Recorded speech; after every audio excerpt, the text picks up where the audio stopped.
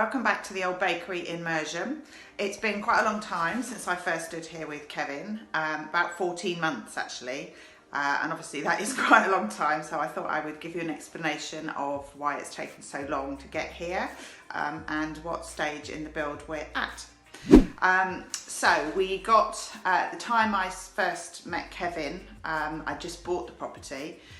We hadn't actually submitted anything to planning at that point, and so it took quite a long time for the architect's plans to be approved, not because there was anything wrong with them, but simply because it took so long for Ashford Borough Council to approve the plans and listed building to give their approval as well.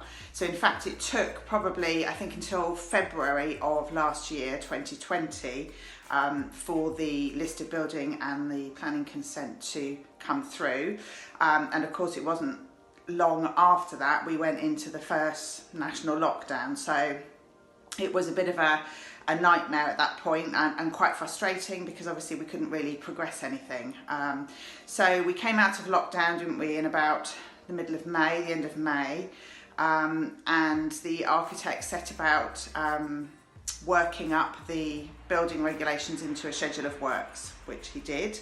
This is a really sizable document and basically gives incredible detail, which we needed in order to get builders to cost the project properly.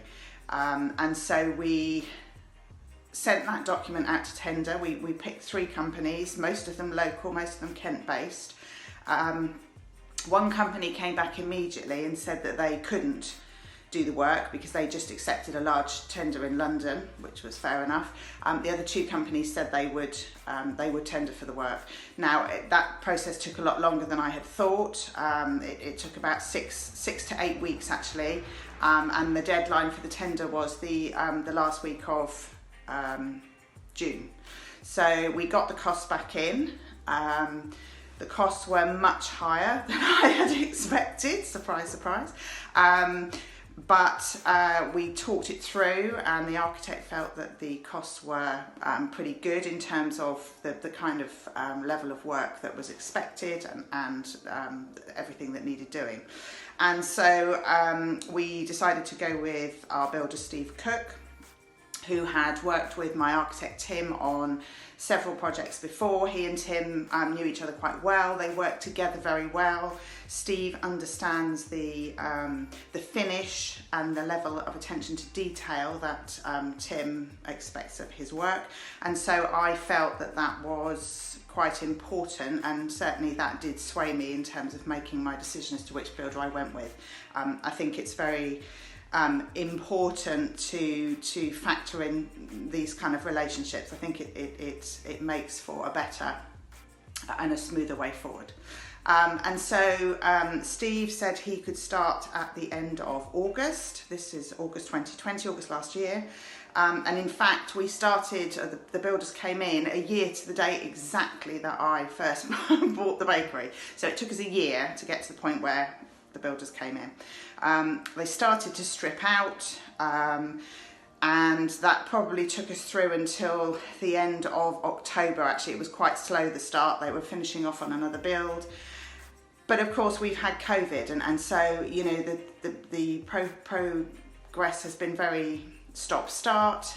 There's been issues getting supplies through. There's been issues with trades being off not well. There's been issues with obviously the trades quite understandably not wanting to work with lots of people in the property, so we've been trying to stagger it so that there's only one trade in at a time. And so, you know, all of those things have conspired to slow the build down, and there's nothing I can do about that. It's frustrating, but unfortunately it is what it is, and that's just, we have to live with that. Once we had accepted the costs for the build, and once I actually had an end figure to work with, at that stage I obviously had to apply for bridging.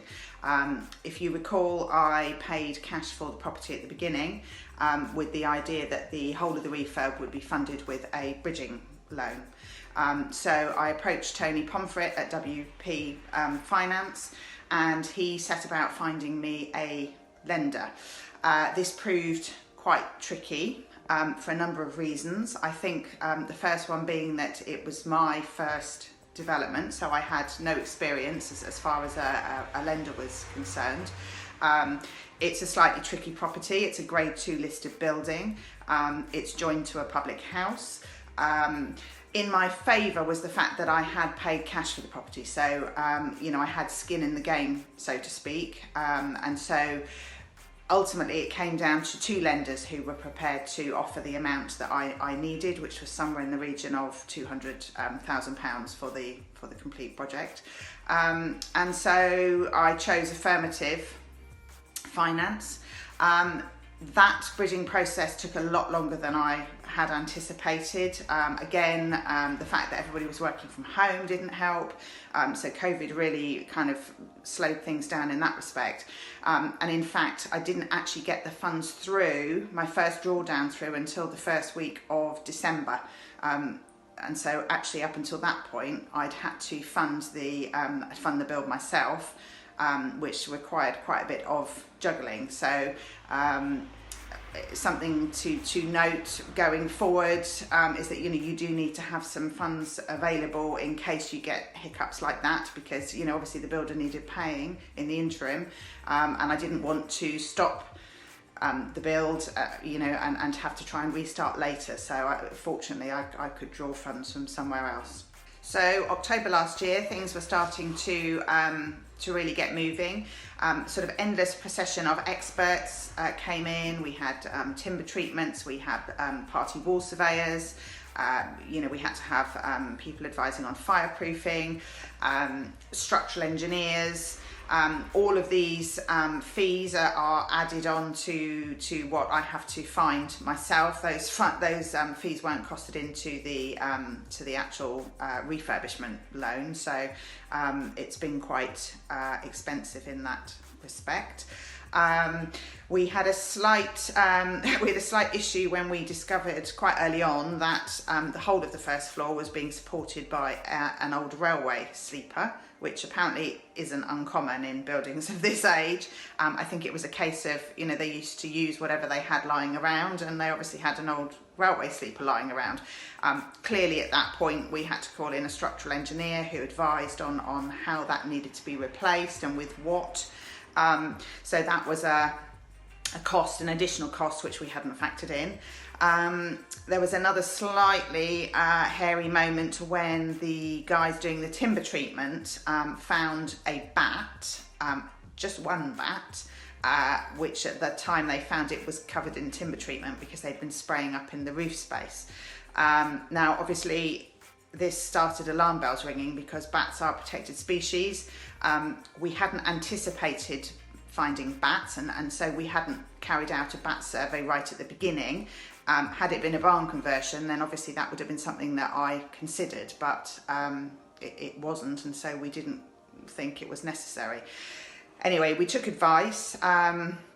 The bat incidentally was taken to a neighbour and washed off with soap and water and kept in a box and then released at dusk. So the bat was fine. It certainly won't be getting any woodworm because it was well doused with treatment. But we took advice from a specialist company that deals with bats and roosts, and they came and surveyed and declared that there was not an active roost up in the loft. We think perhaps it was just a stray bat that had got in either through an open window or found its way in some other way, but certainly it wasn't part of a bigger roost of bats. That would have caused a serious slowdown, because at that point we would have had to stop. We would have had to wait probably until about now, March, April of this year, which is when the bats would start to move around. But fortunately that wasn't necessary, and so the build could continue, which was a relief all round. Obviously at the time I purchased the bakery, it was adjoined to what was at that time the Royal Oak Public House, which was a fully working public house, fairly big. There are 2 pubs in the village of Mersham, but the Royal Oak was the smaller of the 2. It struggled all of last year through the COVID restrictions and lockdown, and I was aware that it really was not surviving very well. I actually put in a request to Shepherd Neame, the owners of the pub, because actually it occurred to me that if it was a pub that they were considering selling, I would be quite interested in purchasing the building, obviously, because it would have provided me with further development opportunities, and would have meant that the bakery was no longer attached to a working public house, which obviously would have been quite a good thing. Interestingly, the brewery came back with the news that the pub had actually been sold. So I've spoken to the purchasers at length, very nice couple. Their plan is to develop the pub building, the pub side of the bakery, into 2 properties. The property immediately next to the bakery will be for them to live in, and then there'll be another property on the end which will be for them to rent out. So in terms of how that affects the bakery, I think it can only be positive. In terms of marketing, it means I am no longer next to a public house with a noisy pub garden, and people coming and going late at night. So I think that's great news, and I'm really quite happy with that development. On the 7th of January this year, the valuer came out to value again for the second drawdown of funds.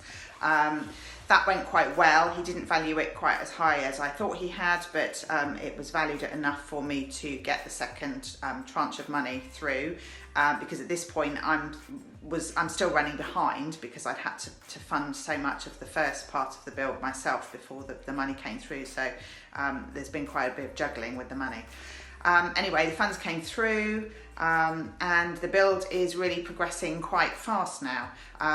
The joinery has all been fitted, including the staircase, which you'll see in a minute, and that's made a huge difference. That represents the transition of this building from a commercial premises into a house, because up until now there has only been a ladder, so the stairs for me were a real milestone.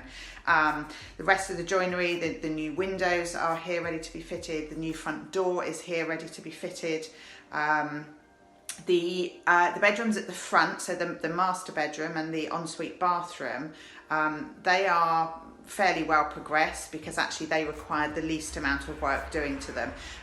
The back of the building, as you'll see as we go round, is still relatively unfinished. The tilers have all had COVID, and so that's been a bit of a nightmare, and so the rear elevation of the building is still not tiled, which is not great. But elsewhere there's really good progression, and in fact the plasterer is here today. It's a Sunday. He's making really good progress with the lime plaster, which is very tricky stuff to put on. Apparently it doesn't stick very well, but he's doing a fantastic job, and so it's starting to really come together. In terms of a completion date, I would really like to think that by Easter we might be just about there, but progress is slow at the moment. So at the end of the day, if it's finished by then, it's finished. If it's not, it's not. It'll be finished when it's finished. I'm hoping to get some CGIs done of the finished interior of the building, or maybe some watercolour paintings done, with the hopes of perhaps pre-marketing with a couple of local agents. So I need to kind of progress with that. I think it might be a good idea to try and get it on the market before it's totally finished.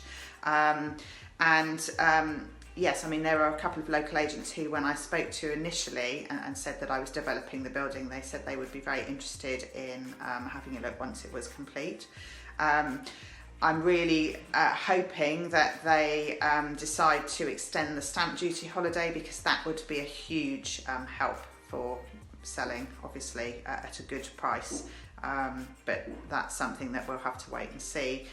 Word on the ground is that it will be extended, but obviously that's yet to be confirmed.